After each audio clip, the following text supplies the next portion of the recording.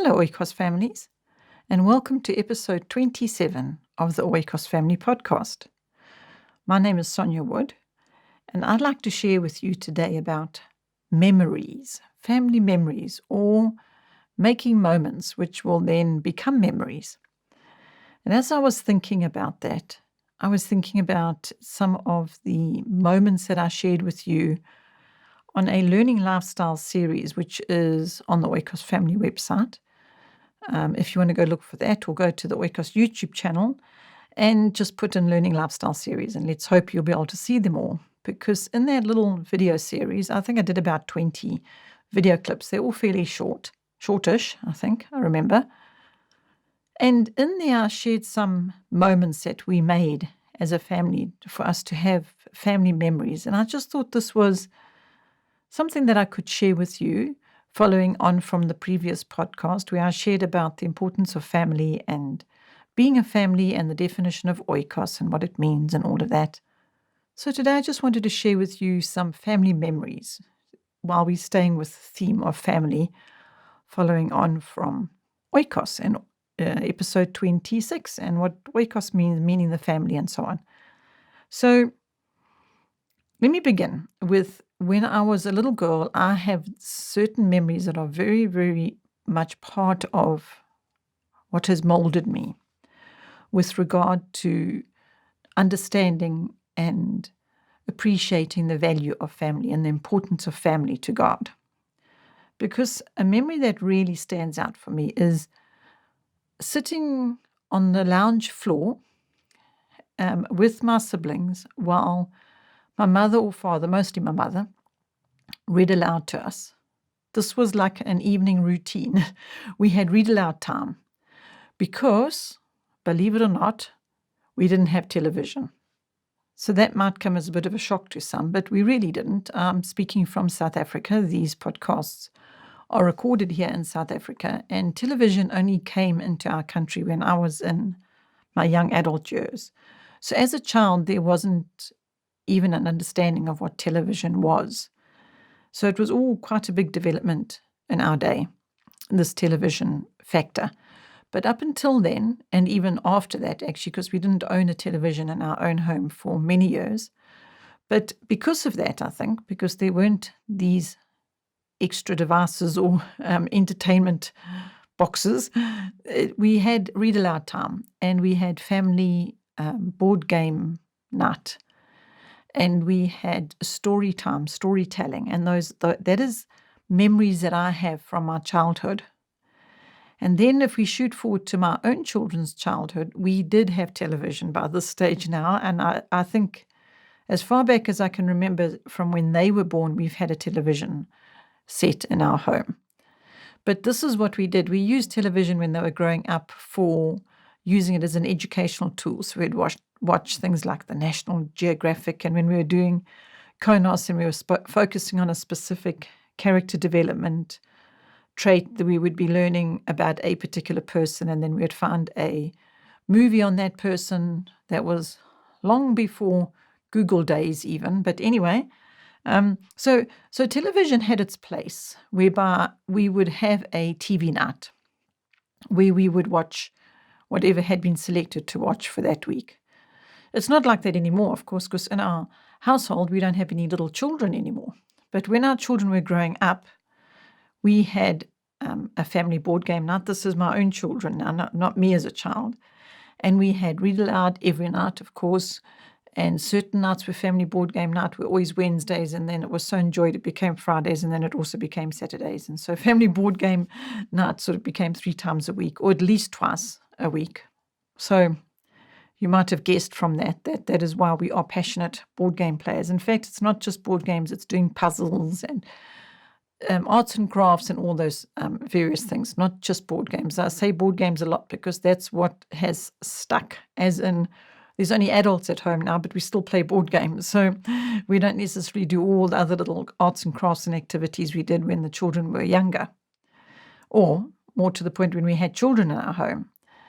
Anyway, I wanted just to share a couple of memories with you to say your memories are obviously going to be different. But the point being is, if you could think about this for a moment, and that is What kind of moments would you like to create in your home that are repetitive ones so they become part of your children's memories? So that when they're adults and they think about their childhood, what are they going to have in their mind? And how is that going to impact them in any way, positively or negatively? Obviously, we want positively. In fact, let me share this with you. I've recently attended a conference that was about the state of education in the country and all the rest of it. And it wasn't terribly encouraging. But what I was thinking a lot while listening to the various speakers was how nobody was talking about family. No one was talking about the importance of family memories and the family relationships and what those adults, the little children in your home at the moment, in their adult life, what are they going to be their childhood memories, and how will those childhood memories mold them or form them? Because when I look back on my childhood, and if I have memories of my childhood, I couldn't help thinking about the whole time I was listening to these different speakers. I just couldn't help thinking about myself as a child and the kind of memories I have now as an adult. And what are those memories and how have they shaped my life? And I couldn't help but acknowledge that what stands out stronger than anything else is this very, very powerful reference of family. That is what I think about when I think about my childhood. I think about my family. I don't think about school or my achievements or lack thereof or whatever. It's all about my family. Those are the memories when we went camping and my siblings and what I shared earlier with my mother reading aloud to us every night and playing board games and having a movie night. Oh, I said we don't have television, but you know what we did have? We used to have movie night. We used to go and hire these big reels. And I've actually heard recently that people are going back to the reels. The filmmakers are going back to using reels. Full circle. Here we go. But anyway, we used to actually hire this big projector and these big reels. And the dads used to, when I say the dads, it was a big family event, the cousins up the road. And we used to get together once a month and we used to have this movie night. And that was quite an event, quite an occasion. You see, I'm remembering that now. And then we used to go to the drive-in, and I don't even think there's such things as drive-ins anymore, but that was a very rare occasion. It was like twice a year we went to the drive-in. But anyway, what point I'm making is all of these different experiences, it wasn't about the movie. I can't tell you what movie we saw at the drive-in, but I can recall and remember the family experience. And so what, basically? To what value or purpose, or why am I even sharing that? And I believe that it is important. That's why I'm sharing it.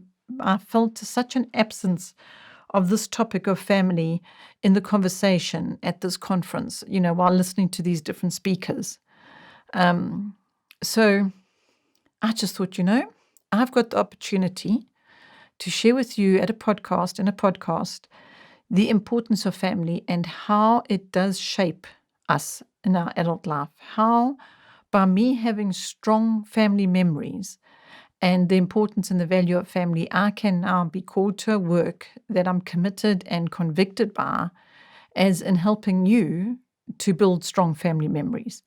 Because I believe that if you do so, when your children are adults, they're going to have that. They're going to have those memories. When I say that, I mean in whatever that is relevant to you.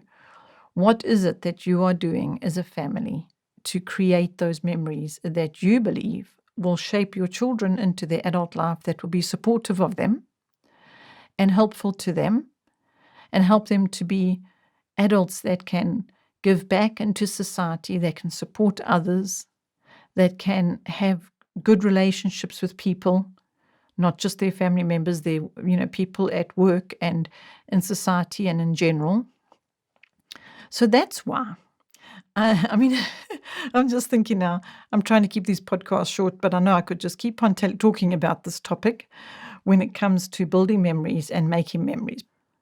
But I also did spend time on this topic in the Learning Lifestyle series, which I mentioned you can hopefully find on YouTube and maybe when you've got a moment where you can just watch a couple of those little videos to hopefully encourage you and inspire you, maybe give you a few ideas, or at least just to get you thinking about the importance of making moments, making memories that will help you to put something in place in your home that becomes like an intentional habit that's good, a good one.